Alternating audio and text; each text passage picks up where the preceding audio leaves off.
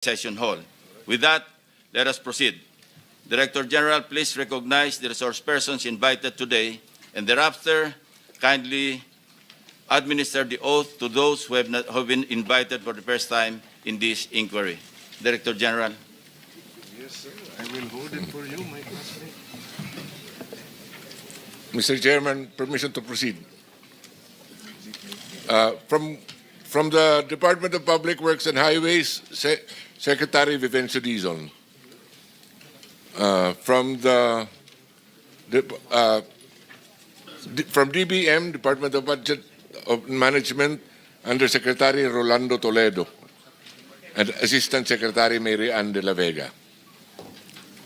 From the Department of Justice, the Secretary is supposed to be represented by Prosecutor General Richard Anthony Fadulyon, but as of the moment, he's already there.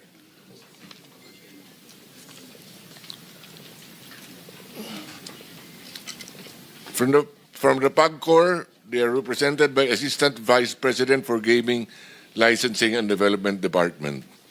Also, Attorney Matthew David.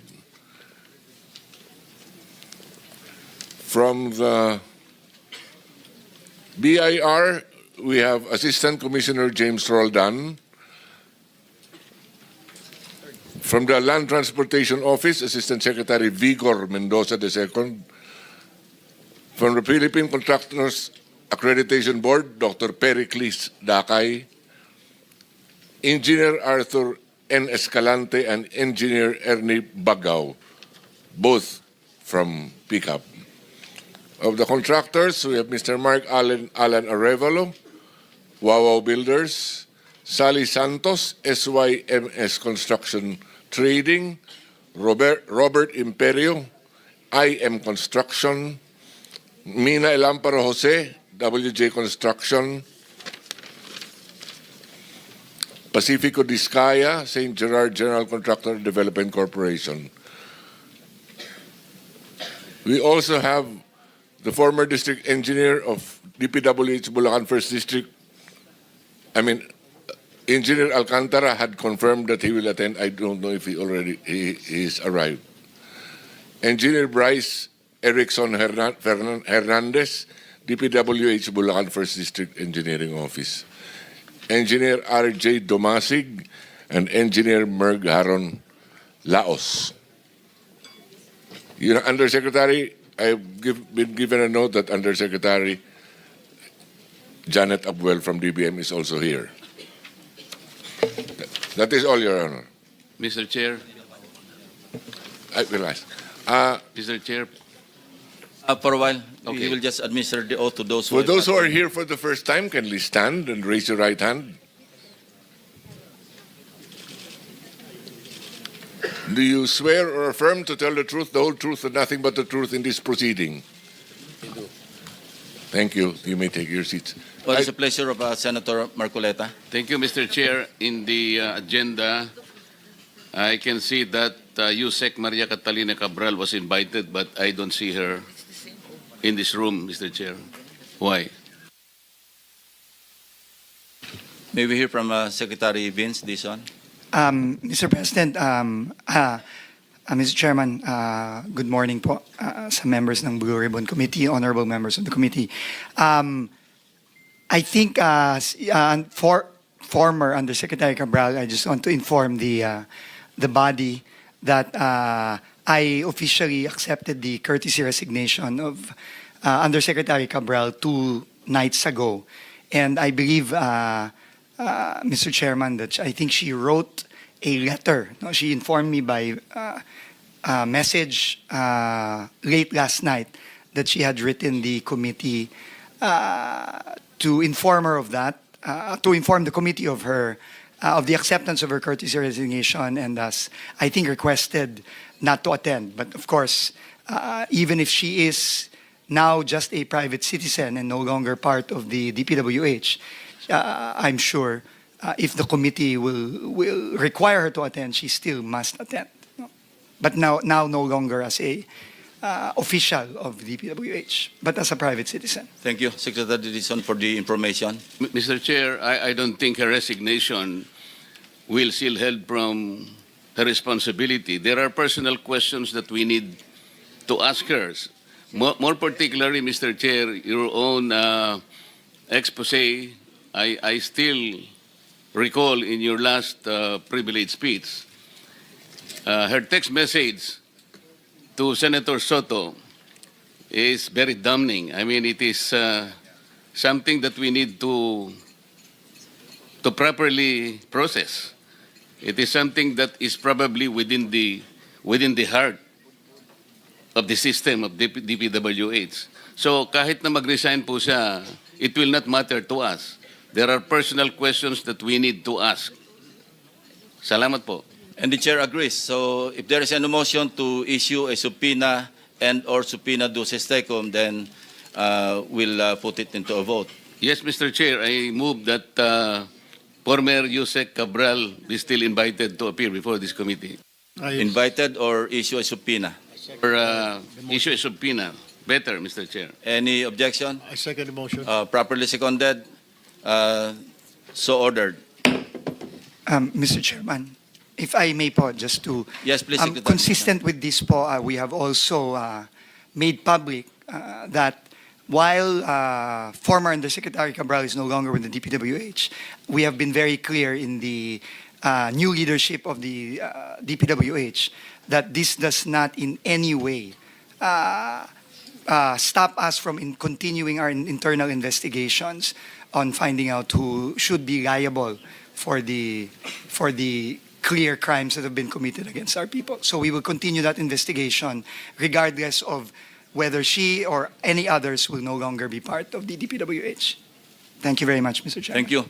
Some administrative announcements. Secretary Dizon and the AMLC representatives present here asked the chair to be excused by noon time.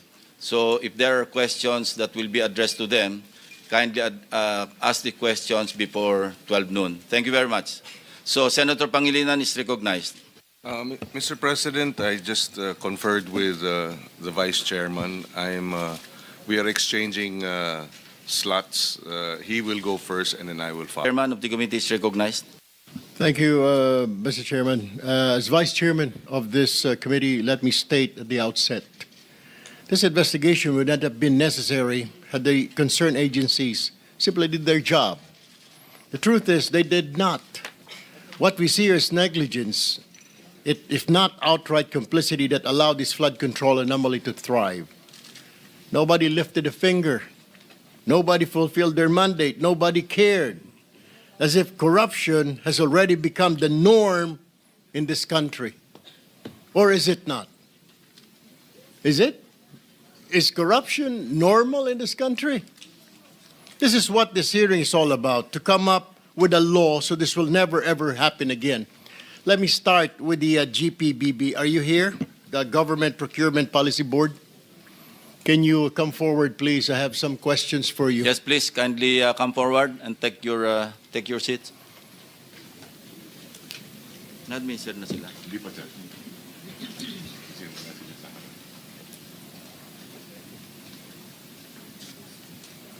Classmate, seatmate. Hindi, dito na lang pala kasi mabusin. Oo, sige. Oo, kaya nila.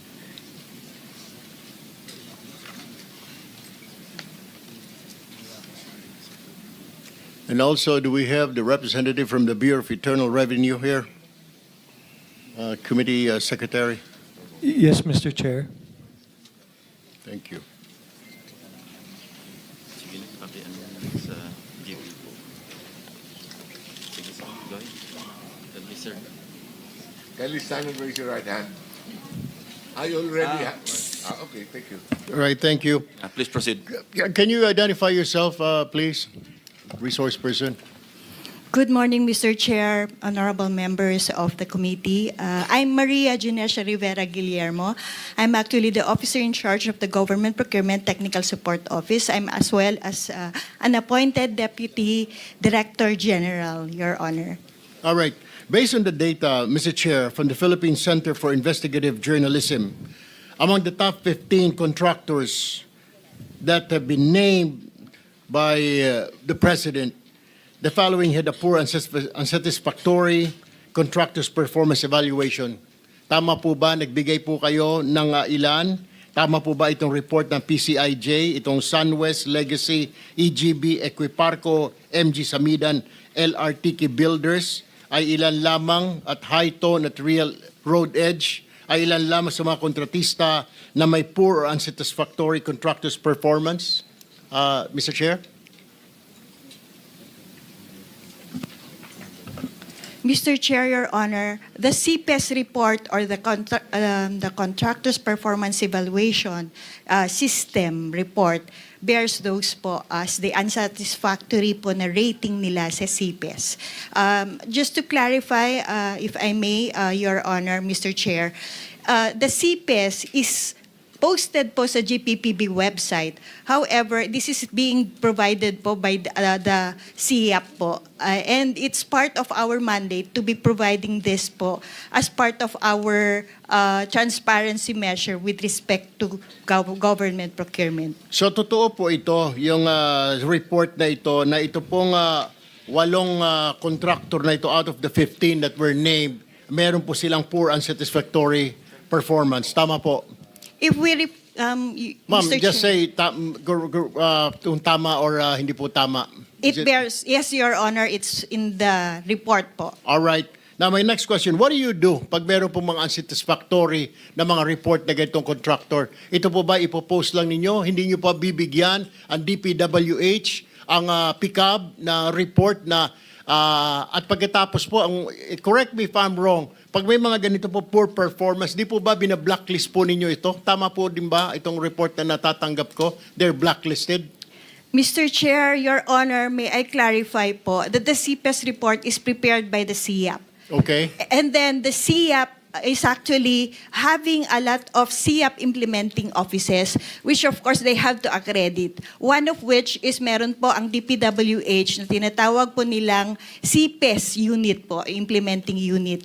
So they do this, the report is coming from them, it's being consolidated and given to the PDCB, the Philippine Domestic Construction Board.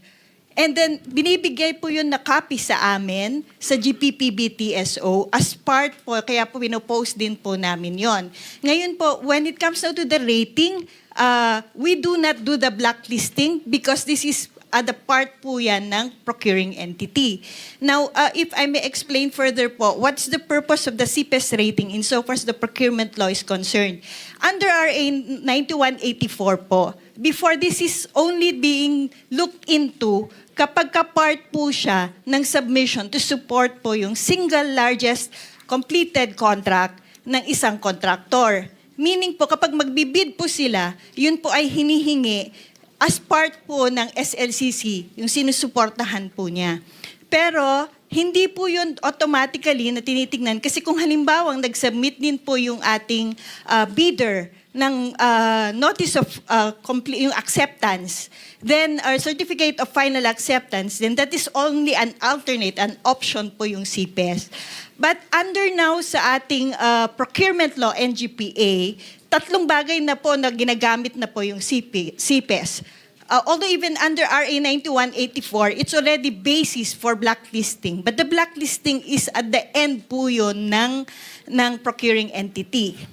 So, that's a ground po for blacklisting under even RA 9184. Now, under RA 12009, it's now being considered as one of the ways to determine po yung eligibility, capacity po ng ating subcontractors. So, nire-require na po yun as part of the submission if there would be any subcontractors. Number 2 is the same pa rin po as supporting document din po siya ng single largest completed contract, pero hindi po siya yung automatically, option po siya. Kasi kung nakapag-provide naman po yung ating yung bidder for that project ng kanyang certificate of final acceptance, then they are able to no longer look into the CPES. Pero third, which is also very strengthened under RA 12009, is the requirement na yung CPES po could be the basis for blacklisting. But as I would emphasize, it's not GPPB Technical Support Office nor even our GPPB who's doing the blacklisting, Your Honor,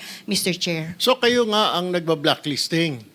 No, Mr. Chair. Sino po ang nagba-blacklisting sa mga it's- kontraktor na ito na may poor unsatisfactory performance? It would Which be the agency? procuring entity. It would be the agency, Mr. Chair, Your Honor. You mean to say the DPWH, is that correct? Yes, Mr. Chair, Your Honor. All right.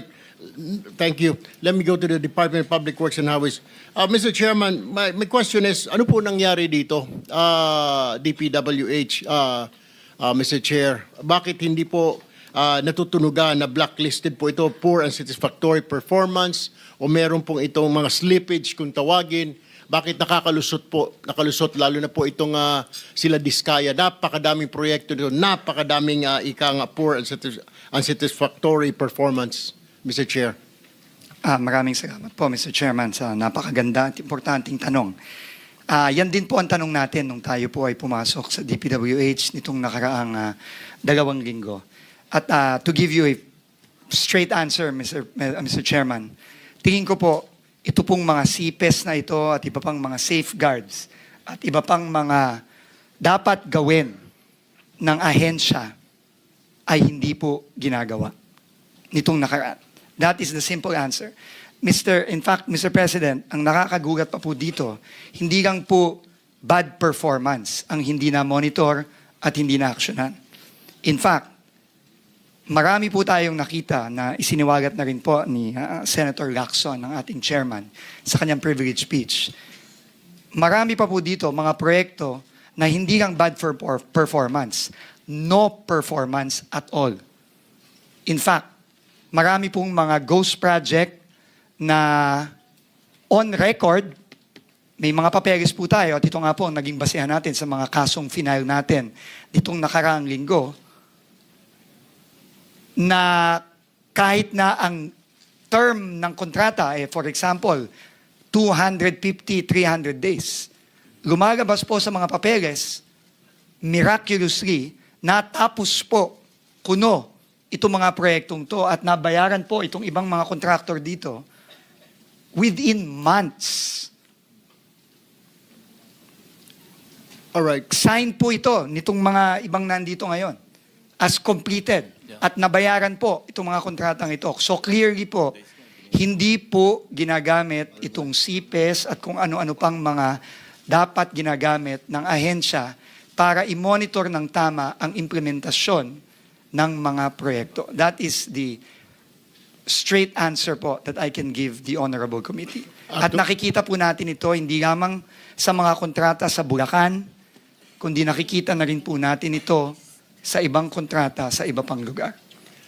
Actually, Mr. Chair, sa Bulacan, sa First District, araw lang po ang binibilang eh. At nababayaran po ang contractor. And anyway, in the course of in your investigation, Mr. Chair, what are the ghost projects added to the list and substandard?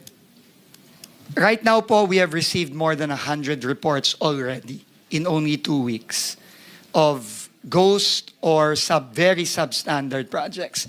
And right now po, ang track po ng bagong team sa DPWH ay unang-una dahil nga po nabuo na ng ating Pangulo ang Independent Commission for Infrastructure. Kami po ngayon ay in very, very close coordination sa kanila. Bawat po project na nare-report, nagbubukas po kami ng case file dito. Ini-inspection po natin either personally or yung pong mga ibang kasama natin sa team. Ngayon po kasama na po ang members at team ng ICI, lalong-lalo na po ang special advisor ngayon ng ICI na si ang mayor po ng Baguio City, si Mayor Benji Magalong. So, ganun po ang ginagawa natin at kapag nagbi-build up po tayo ng kaso, kada proyekto, ini-inspect po natin, chine-check ang records, at pag meron pong nakitang klarong anomalya, either ghost o napaka-substandard, at napatunayan po na meron pong mga contractor na nabayaran na kahit na hindi pa tapos or non-existent ang proyekto, immediately po bumubuo na po tayo ng kaso na either ifa-file or in this case po na nabuo na po ang komite, ang komisyon, pinapasa na po natin sa komisyon.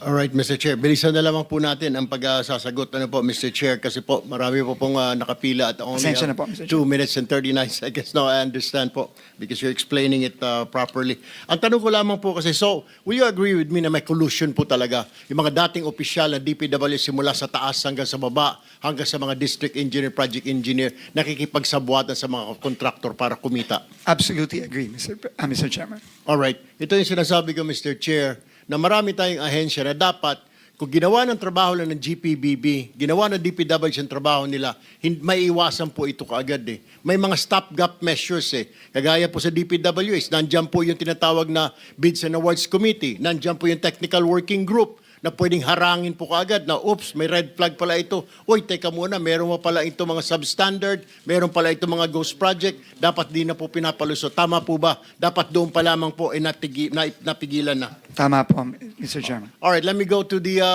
nandito po ba ang SIAP? May representative po ng SIAP or PCAB? PCAB. What did you do? Meron po kayong mga listahan galing po sa SIAP. I'm sure binibigyan kayo ng SIAP na listahan, sabi ng GPBB, na mga unsatisfactory, poor performance sa mga contractor. Bakit patuloy pa rin at hindi nakakansela ang lisensya? What is the reason? The list, Your Honor, is given to PDCB, the Philippine Domestic Contractors. Kindly identify yourself. I'm Pericles P. Dakay. I'm the chair of PCAB, Your Honor. Former chair? Chair. Yeah.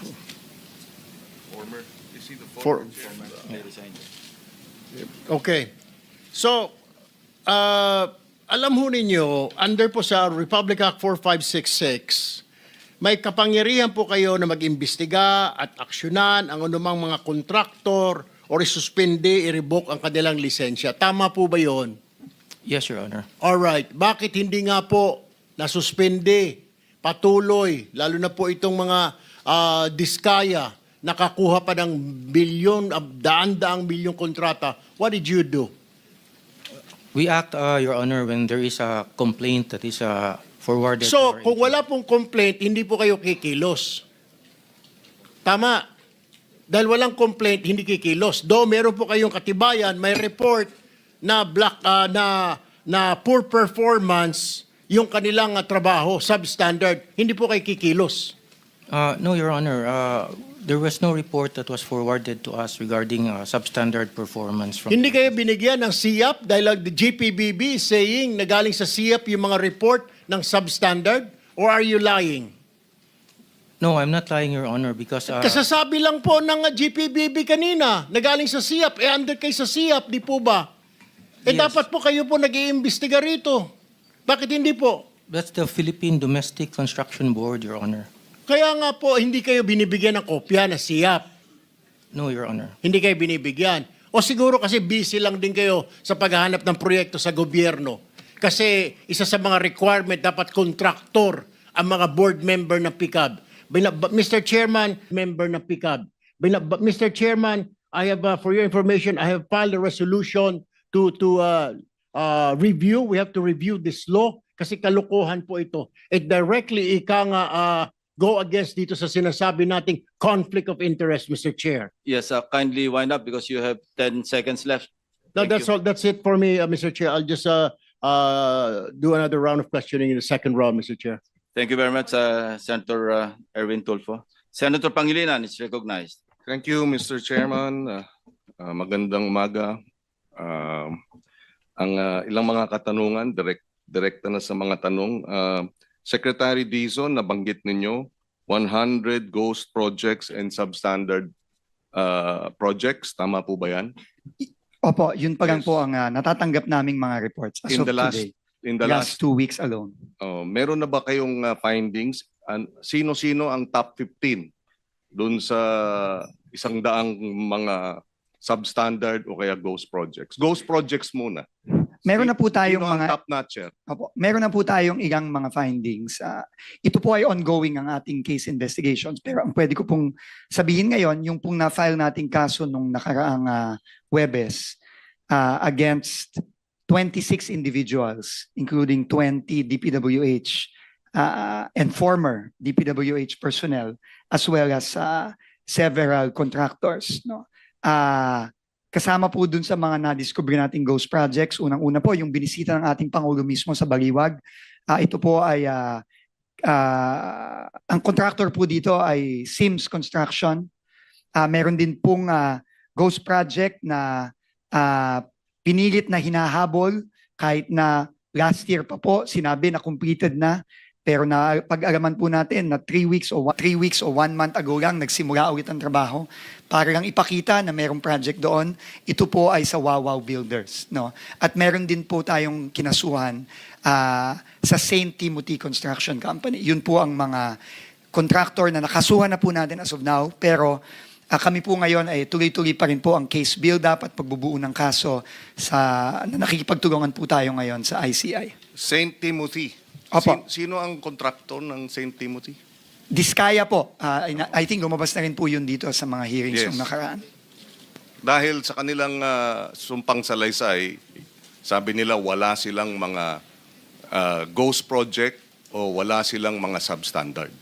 At least yun yung sinasabi sa testimonya. So mukhang hindi tugma dun sa findings ninyo Opo. at yung sinasabi sa sumpang salaysay ng mga diskaya. Tama po kayo. Okay. Yung sinabi niyong 20 DPWH na mga district engineer, these are 20 district engineers? Hindi po. Mr. Chairman, our first case is only limited to projects in the 1st District of Bulacan. Yung pa lang po yun. No? 20 na pong katao ang nadamay sa isang kaso pa lang sa isang District Engineering Office sa Bulacan. So dito sa 100 ghost projects at substandard, saang mga lugar ito? Iba-iba po, Mr. Chairman. No? Offhand. Offhand po, I can remember, meron pong mga reports tayo na nakuha sa La Union, sa Oriental Mindoro, sa Nueva Vizcaya, sa Eastern Samar, meron din pong mga ibang mga proyekto sa Mindanao. Pasensya na po, Mr. Chairman, hindi ko na po maalala sa dami, pero nakikita po natin na hindi lang po ito nakasentro sa Bulacan lang, kundi mukha pong buong bansa po ito. Mr. Chairman, may we request that the people, at least a selected number of possible, how do you call it, players in La Union, Oriental Mindoro, and Nueva Vizcaya, whether government or contractors, be invited in the next hearing? Yes, we have to identify them first. Yes. Yes, thank you, Mr. Chairman. Secretary Dizon, ang ating pagkaalam, at ito ay nakausap natin si former Secretary Babe Singson, na ang patakaran dati para involved ang LGU at Regional Development Council ay pagka 50 million and below ang proyekto, district engineer. Pero pagka 50 million and above, kasama na ang Regional Development Council sa pagbubusisi sa mga proyekto. Tama po ba yan? Noon dating patakaran. Tama po, no, ika-clarify ko lang po, no. Sa tingin ko po ang tinutukoy niyo po ay yung thresholds of authority ng district, region, etc. No? Yes. Nung pong time ni Secretary Babe Singson, ito po ay nasa 50 million pesos. Yes. Meaning po, pagka below 50 million and below, sa district po yan. Above 50 million sa region na po yan.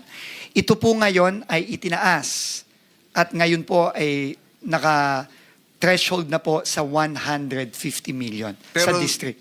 Pero nung panahon na yun, pagka... 50 lang po. At pag sinabing Regional Development Council, sino ang involved dyan sa pagbubusisi? Well, ang magpapa-bid out at ang mag-i-implement po kapag above 50 million nung panahon po ni Secretary Singson ay regional office na po ng DPWH, hindi na po ang distrito. Pero ngayon po, tumaas na po ang mga thresholds na yun. Yes, pero hindi ba pag regional office, saan ang involvement dati ng mga probinsya, ng mga local governments? Meron ba? Sa aking pagkakaalam po na Mr. Chairman, dati po kailangan po ng acceptance ng local government unit ang mga proyekto. Ito na rin po ay pinoint out ng ating Pangulo nung siya ay bumisita sa Baguio at nakipag-usap po siya kay Mayor Benji Magalong. However po, nagulat na lang po ang Pangulo na tinanggal na po yun. Sino No, nagtanggal nun? inaalam ko pa po kung kaninong termino sa DPWH tinanggal. If you will allow me po, I will get back to the committee on that para po ma-establish natin kung anong date ito tinanggal para malaman po natin kung sino po ang secretary nung panahon na yan. At ano ang pagkakaiba pag regional ang nagpapasya at district engineer ang magpapasya? Which worked better in your opinion? Ano ang mas magandang proseso o mas maayos na proseso? I'm not in a position pa po to say which is better and which is not. But what I can say po, Mr. Chairman, is meron pong inherent flaw sa nakikita nating sistema sa DPWH. Kasi po, lalong-lalo na dito sa mga proyektong inaaral po at binubusisi ng committee ngayon, madalas po, or in fact, most of the time, hindi po ito dumaan sa Local Development Council, hindi po ito dumaan sa Provincial Development Council, at hindi din po dumaan ito sa Regional Development Council. To quote po si Governor Bons Dulor ng Oriental Mindoro, nung kasama ko po siya at nag-inspect kami doon, para na lang daw sumulpot parang kabuti itong flood control project sa Nauhan, sa sarili niyang bayan, hometown po niya yon.